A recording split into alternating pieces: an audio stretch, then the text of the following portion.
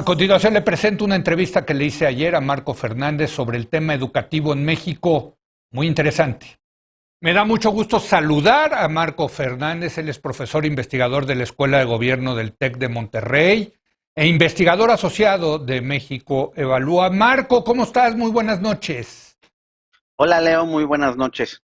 Oye, el lunes, en la mesa que tenemos todos los lunes, a propósito de este escándalo de la secretaria de Educación Pública, Delfina Gómez, nos dimos cuenta que los medios hemos dejado a un lado el tema de la educación que estuvo tan presente en los sexenios de Calderón y sobre todo en el de Peña Nieto. Y tenemos la idea de que esto se debe a que no es la educación un tema prioritario para el presidente López Obrador, que es el que más o menos va marcando la agenda pública. Y entonces dije, hombre, pues tenemos nosotros que por lo menos retomar este tema aquí en la hora de opinar, porque es muy importante. Y por eso te invitamos, Marco, con la idea de seguir, de darle un seguimiento más permanente al tema de la educación. Y la primera pregunta es, a ver, Marco, la última vez que hablé contigo, tú dijiste que era un desastre el tema del regreso a clases después del confinamiento, que también fue un desastre. En fin, danos una idea, danos una idea de dónde estamos ahorita en términos educativos con la permanencia del COVID-19. Pues mira, Leo, el inicio de clases en este 2022 está siendo pues complicado. Como sabemos, pues está multiplicándose el caso de los contagios por la variable Omicron y eso ha hecho que 9 estados del país han decidido retrasar los regresos presenciales a las aulas y que el resto de los estados están haciéndolo en un formato híbrido. En la conferencia mañanera del martes, la secretaria Delfina dio una actualización de las estadísticas que reportan las entidades de cómo va el regreso y lo que, de acuerdo a las propias cifras que dio a conocer, es el 51.7% de los alumnos está yendo de alguna manera, al menos algunos días, presencialmente a las aulas en todos los niveles educativos, 66% de los docentes y 75% de las, sí, perdón, 71% de las aulas están regresando. Déjame volver a confirmar las cifras. 71% de las escuelas, 82% de los docentes y 51% de los alumnos. Esto es una caída respecto a las cifras que se habían dado a conocer hacia finales de noviembre. Ahora bien, en estos casos de los estados que han dicho que están en modelo híbrido e incluso varios de ellos, la gran mayoría, 14 de ellos han dicho, bueno, es voluntario, los papás o los directores tienen que decidir. Pues hay entidades como, por ejemplo, Guerrero o Chiapas, que aunque dicen que es voluntario, la verdad es que no tienen condiciones para que realmente sea híbrido, es decir, una mezcla de presencialidad con la distancia. A ver, cuéntanos, perdón que te interrumpa ahí, Marco, ¿qué es esto híbrido? Porque cuando hubo el confinamiento estaban las famosas clases por televisión. Yo no sé si sigan, yo no las he visto en la tele, pero a ver, te pregunto, ¿qué es el formato híbrido? El formato híbrido, si fuera realmente híbrido, sería como en muchas escuelas, la mayor parte de ellas particulares, en donde un pedazo del grupo está en el aula y se está transmitiendo la clase, se tiene un equipo de cómputo y el resto de los compañeros está tomando la clase a través del Internet. Sí, Esa no es la realidad de las sí, escuelas, de la gran mayoría de las escuelas públicas. Por lo ok. cuando dicen híbrido, pues híbrido más bien es que es escalonado, es decir, unos días van unos alumnos, otros días va otro segmento de alumnos. Hay casos, por ejemplo, Pero en donde, ya no hay las clases de televisión famosas.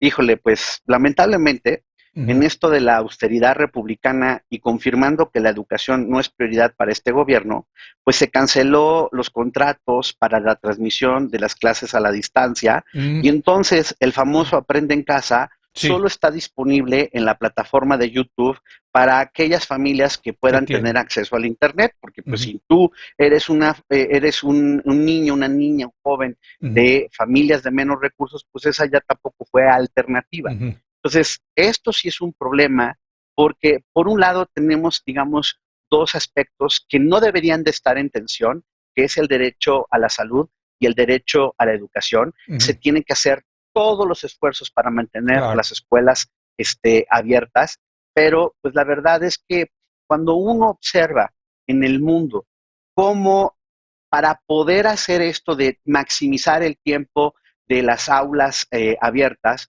pues hay condiciones básicas que México pues no las cumple de manera Ujú, adecuada. ujú. Por un lado, necesitas la vacunación del personal docente y de los alumnos.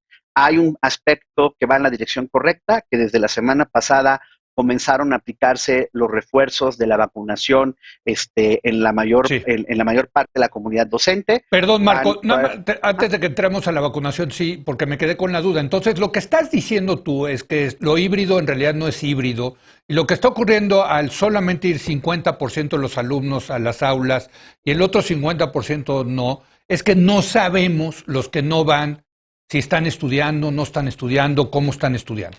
Para que nos quede claro sin eso. duda, sin Ok. duda. Incluso Ujú. hay lugares como Jalisco que la Sí. autoridad dijo que quienes decidan permanecer a la distancia tienen que autogestionar su aprendizaje. Pues hazme el favor, Pues y eso ahora sí va que a eso, haber ¿qué muchos significa? resultados. ¿Qué significa Pues que autogestionar? aprende cada quien de la mejor manera posible, a lo mejor con el apoyo de tus mamás, de tus papás, pero pues no hay ninguna facilidad para No poder manches. tener contacto con tus docentes y demás. De ese grado es pues la importancia que tiene la Sí. educación para el gobierno federal y para muchos gobiernos de los estados. Esa ¿Y, es la verdad. y cómo los van a evaluar al final del año? ¿Los van a pasar independientemente? ¿Se van a hacer de la vista gorda? En fin, ¿qué va a pasar con eso?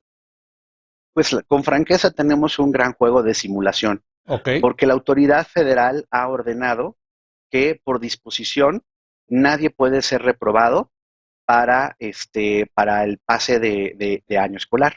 Ujú, Entonces, pues vamos a tener, lo están reportando muchos docentes, que pues recibieron alumnos que supuestamente pasaron de grado desde el ciclo escolar anterior, pues que aprendieron muy poquito o prácticamente nada, y pues se supone en el calendario bien bonito que se veía en ujú. el escritorio de la burocracia educativa, pues hasta el 30 de noviembre iban a acabar el repaso. Obviamente eso pues, no es factible y sí traemos un problema serio en donde, por un lado, sabemos que hay afectaciones a aprendizajes, pero como hemos platicado, Ujú. hay la decisión de no financiar ninguna evaluación diagnóstica.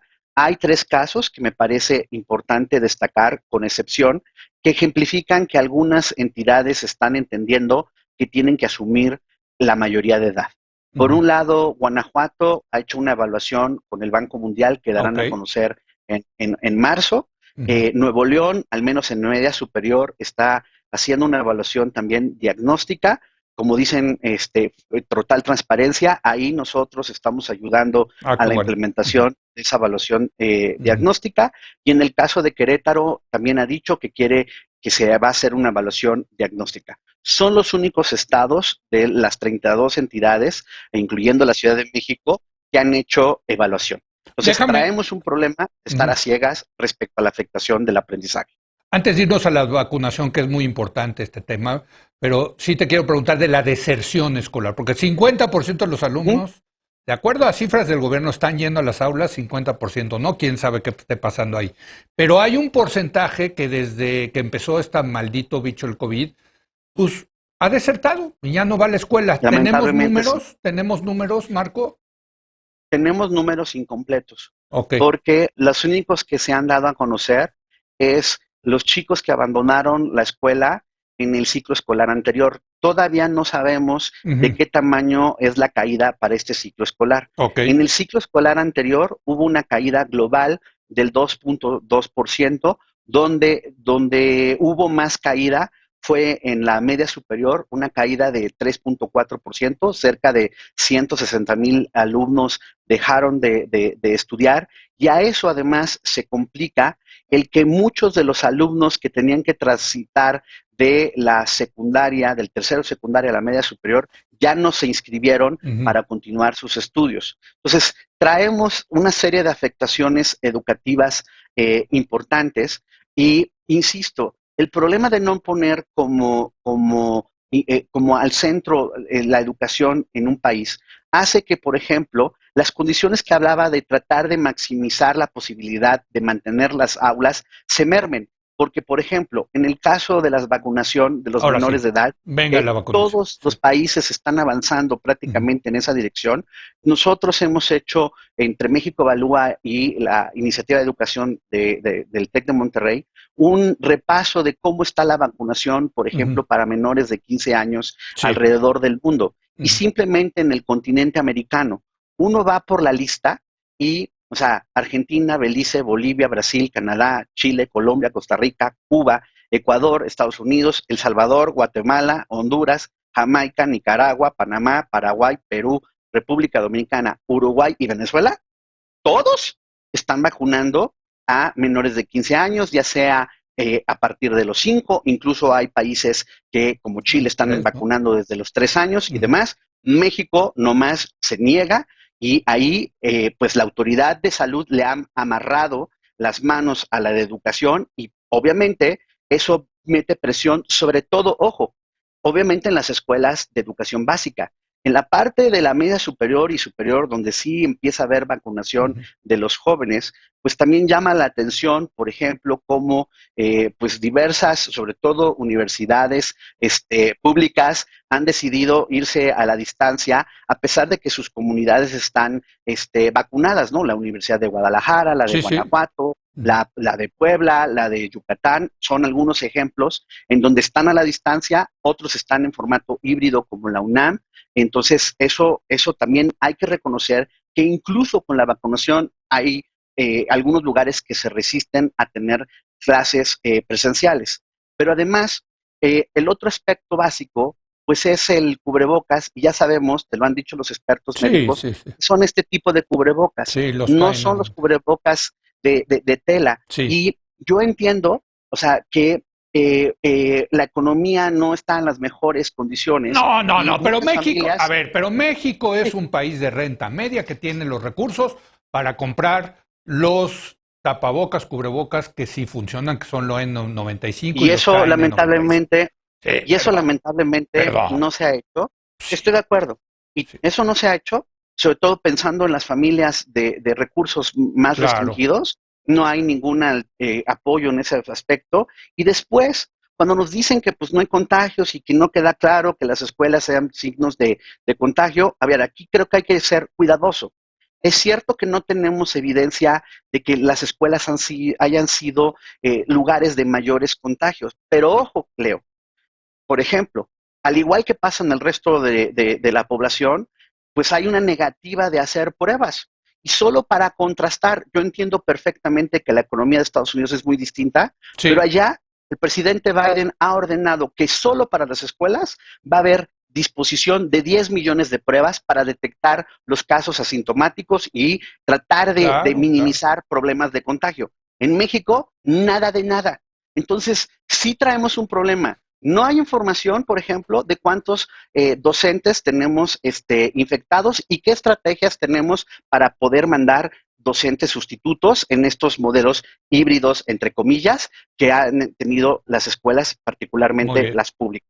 No tenemos información de las afectaciones de aprendizajes. No tenemos vacunación de los menores de edad. Pues el panorama, a mí me gustaría traer una mejor noticia, pero no pinta bien. Y yo insisto, es muy desesperante. Qué bueno que aquí tenemos este espacio, pero ¿dónde está la exigencia social para decir, basta ya, no se pueden hacer tontos respecto a la vacunación de menores, tontos respecto a no dar cubrebocas, tontos respecto a querer negar la información de la afectación de los aprendizajes? Ni siquiera en la mañanera se atreven a decir, no, pues miren, por niveles educativos, por estados, así vamos regresando. No se vale. Y obviamente, peor, o sea, tú dime ¿cuándo has podido entrevistar a la secretaria de Educación o a alguno de los subsecretarios? Porque no quieren dar la cara. Que por cierto, cuando estaba Esteban Moctezuma, sí quería hablar y sí informaba con toda responsabilidad. Marco Fernández, muchas gracias. Vaya panorama. Gracias, querido Marco. Gracias como siempre, Leo.